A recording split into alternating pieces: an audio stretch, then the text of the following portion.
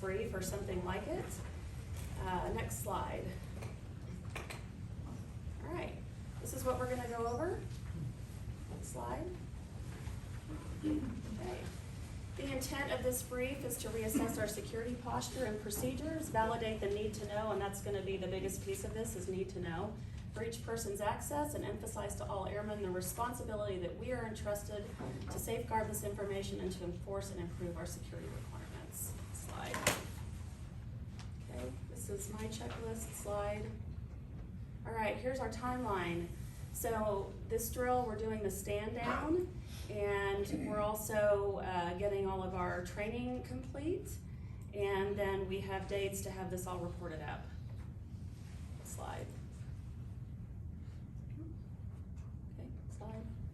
All right, as everyone knows, this young airman from the Massachusetts Air National Guard got online and was disclosing a lot of top secret information to be cool. I'm not really sure what the motivation was, but he was an IT troop who really had no business knowing any of this information. So again, this is the emphasis on need to know. Why was he able to access this information? Slide. All right, here's our objectives. If you don't know, Sergeant Bennett is our security manager for LRS. Slide. All right. So, everybody's responsible for protecting national security information. If you know of a loss or a compromise of CNSI, you must immediately report it. If you have derogatory information, or you know about derogatory information about somebody, we have 72 hours to report it up. Failure to do either of these things can result in a permanent loss of your clearance, your security clearance. Okay, and these are the people that you can report incidents or concerning behaviors to. Slide. All right. Countering an insider threat. These are some examples of indicators of an insider threat. Criminal behavior, substance abuse, using unapproved electronic devices in a classified area, logging in at odd hours. That was something that this airman was doing, was going in overnight and accessing this information. The first line of defense for countering an insider threat is peer-to-peer reporting. If you see something, say something. Slide. All right, we're each personally responsible for safeguarding information, and everyone that has access to classified information also has to have a need to know. And we have a little video on what need to know is.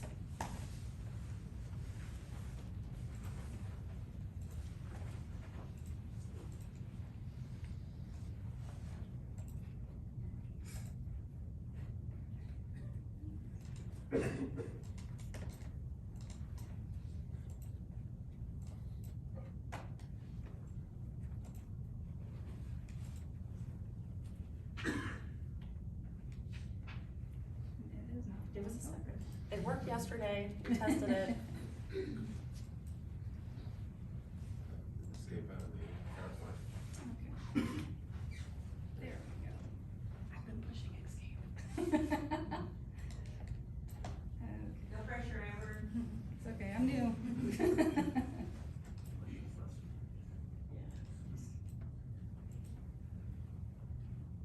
sure we have volume.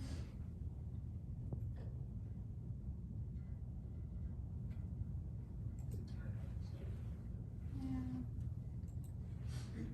We got it on the TV yesterday too, the volume, Yeah. so.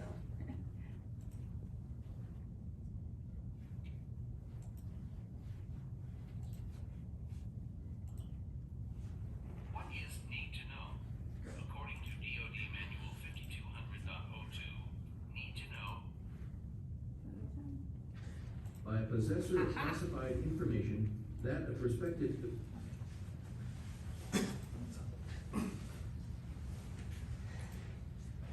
What is need to know? According to DoD Manual 5200.02, need to know is a determination made by a possessor of classified information that a prospective recipient, in the interest of national security, has a requirement for access to, knowledge of, or possession of the classified information in order to perform tasks or services essential to the fulfillment of an official U.S. government program. Knowledge, possession of, or access to classified information shall not be afforded to any individual solely by virtue of the individual's office, position, or security eligibility. Let's review two case studies to demonstrate why need to know is important. Annabellen Montez was a senior intelligence analyst at the DIA who transmitted sensitive and classified military and intelligence information for at least 16 years to Cuba. She gave Cubans the names of 4 U.S. military agents, details of at least one special access program, defense contingency planning for Cuba, and aerial surveillance photos. Chelsea, formerly Bradley Manning, was a U.S. Army soldier who disclosed to WikiLeaks nearly 750,000 classified and sensitive but unclassified military and diplomatic documents. The footage released included videos of the July 12, 2007 Baghdad airstrike, 2009 Grenai airstrike in Afghanistan, and 482,832 Army reports that came to be known as the Iraq War Logs and Afghan War Diary. She was convicted in July 2013 for violations of the Espionage Act and 22 other offenses. It is from situations like these that we have learned that it is not only having the appropriate security clearance eligibility to access information, you must also have a need to know.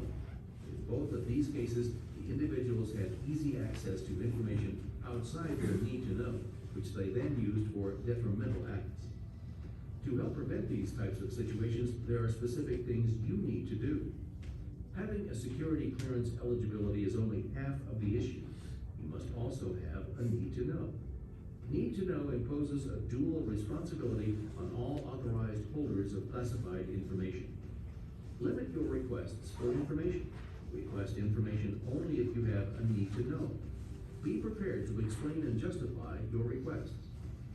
If you think you need to go outside your standard lane of responsibility, discuss the reason why with your supervisor or the program manager first. Verify all requests for classified information that you have access to. You are required to ask the other person sufficient information for you to make an informed decision about their need to know. Specifically, verify security clearance eligibility. Verify individual has appropriate access level and validate need to know. Supervisors and co-workers who believe an employee is consistently accessing information outside their area of responsibility without permission should notify their security manager. What does this mean to me? Refrain from discussing classified information in hallways, cafeterias, elevators, restrooms, or smoking areas where the discussion may be overheard by persons who do not have a need to know. Report any coworker who repeatedly violates the need-to-know principles to your security officer. Be careful when meeting with former colleagues. Do not keep them up to date on classified developments after being transferred to a new assignment if they do not have a current need to know. When placing information on a computer system, you must first verify that everyone who has access to the information has the appropriate security clearance eligibility, access level, and need to know. Make appropriate accommodations. Need to know is everyone's responsibility. Always verify the information you share and justify what you request. Does anyone have any questions about need to know? Something else I want to emphasize is that when you get your security clearance, you sign a non-disclosure agreement. That non-disclosure agreement is good forever. It's not just when your employment ends with the military. Okay, pre-publication reviews. If any of you, have thought, hey, I'd really like to write a book about my experiences in the military, or you want to write a paper, you're doing something for school, it has to have a pre-publication review, okay? You can coordinate with public affairs or go through a chain of command, and we can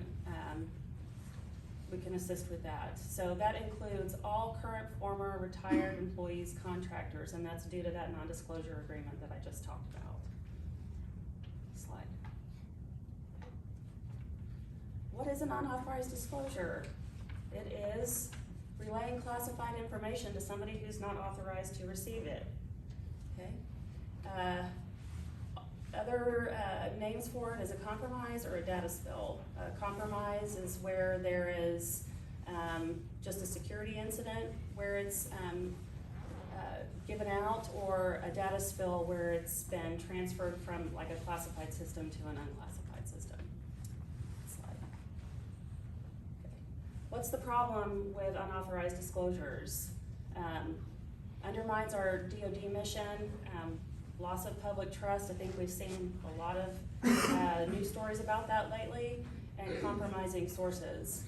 It's difficult, I think, as a military member to see everything in the news where they talk about why does a 21-year-old have access to classified information. It's because most of our force is very young, and that's what we want. So a lot of things can't be explained because it involves classified information, and so it's just left out for the public to make up their own opinions. Slide. Okay. There is a difference between whistleblowing and unauthorized disclosures. However, there are very specific people that you can whistleblow to, all right? You can relay your concerns to these people, but they also have to be cleared to get the information. So not every member of Congress is allowed to get classified information. So if you have a concern that involves classified information, we can help you, or you can look and see who is actually authorized to receive it. Slide. All right. Here are some of the reasons why people leak information. Slide. All right, and here's some case examples that we'll go through. Slide. All right. So Benjamin Bishop, retired Army 05 government contractor, became romantically involved with a young Chinese national and started sending her classified information on behalf of her government. You can see he was sentenced to 87 months in prison. Slide. This gentleman's a former Navy SEAL who wrote a very popular book about the Osama bin Laden raid. He did not go through the proper pre-publication channels and lost a lot of money from that. Slide. This guy was trying to deliver classified information for money, ended up being an undercover FBI agent. It didn't work out real well for him. Was sentenced to 48 years in prison. Slide. And this guy, like I said, he's a Marine. He was working with some co-conspirators who were leaking classified information to the Los Angeles Terrorism Early Warning Group. For some reason, he thought that they needed to know that information, but he wasn't authorized to disclose it, so sentenced to 26 months. All right. Again, you see something, say something. Here's a CNSI. This is the documents. If you believe that there's been an unauthorized disclosure, this is the form to report it on. You can also, obviously go see the security manager, chain of command, etc. Okay, slide. Slide. Slide. All right. So these are some things that our wing has been considering when trying to figure out what the training is, what we need to do to ensure that the people who have access to classified information have a need to know. I think for us, we definitely, want to make sure that we know our people. Does anyone else have any thoughts or, anything you'd like to discuss in here? Any concerns? Everyone's so quiet. All right. Slide? Ma'am, I have something. Oh, yeah. Only because I just recently experienced it. Okay. Not for many of our people, but I do a lot of online schooling right now, and I have people in some of my classes from different shops on base, and a lot of it's for an emergency management minor, so like it's a lot of that kind of stuff, and people are like constantly in the discussion boards. There's this one in like specific girl, and she's like, oh yeah, with my my time in the military, blah, blah, and I know who she is and I know where she's at, and I just think that that's super inappropriate. Like, nobody in that class needs to know that you're in the military. Like, that is not just, hey, let me share about my time and I experienced this and this and this with this. And so definitely just feeding that to your airmen that are in school or doing discussion codes or anything, like that is not, something that should be shared, quite so openly, Yeah, so.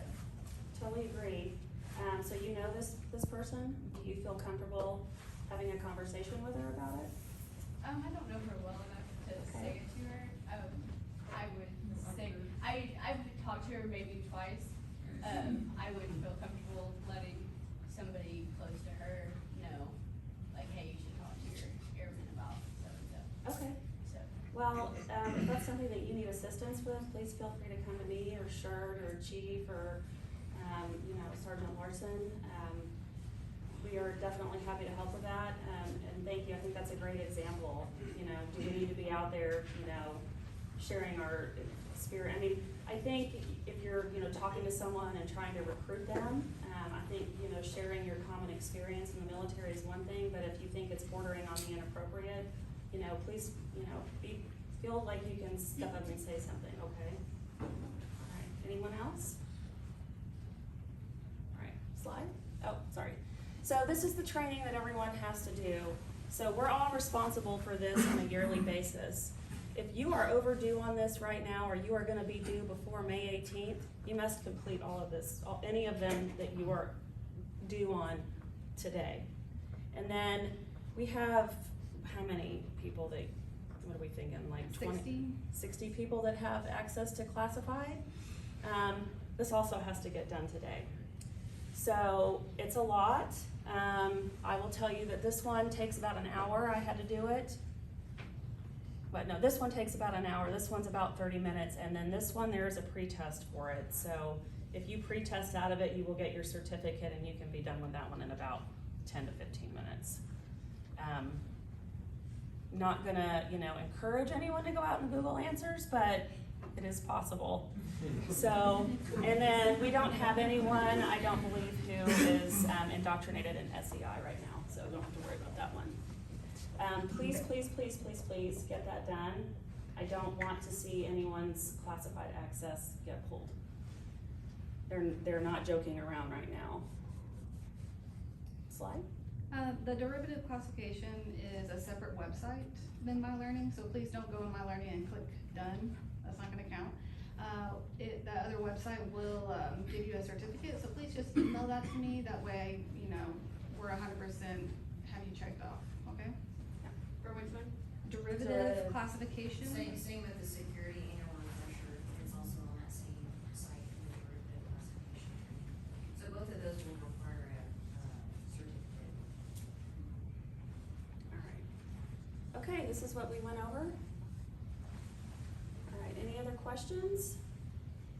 All right, everyone, well, thank you for your attention.